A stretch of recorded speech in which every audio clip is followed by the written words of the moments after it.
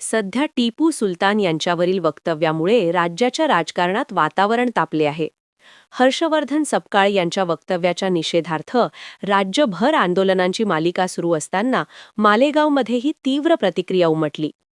मालेगाव शहरातील गांधी पुतळ्यासमोर हिंदुत्ववादी संघटनांच्या कार्यकर्त्यांनी एकत्र येत जोरदार आंदोलन केले. यावेळी सपकाळ यांच्या निषेधार्थ घोषणाबाजी करत त्यांच्या प्रतिमेचे दहन करण्यात आले. वक्तव्य मागे घ्या, हिंदू समाजाचा अपमान सहन केला जाणार नाही, अशा घोषणांनी परिसर दणाणून गेला. आंदोलनामुळे काही काळ तणावाचे वातावरण निर्माण झाले होते.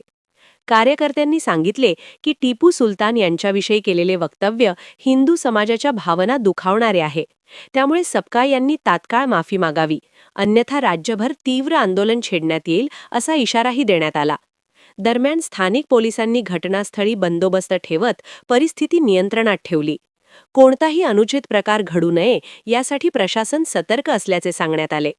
राज्यात या मुद्द्यावर राजकीय वातावरण चांगलेच तापले असून पुढील काही दिवसात आंदोलनाची तीव्रता वाढण्याची शक्यता व्यक्त केली जात आहे. जन आवाज न्यूज, मालेगाव, नाशिक.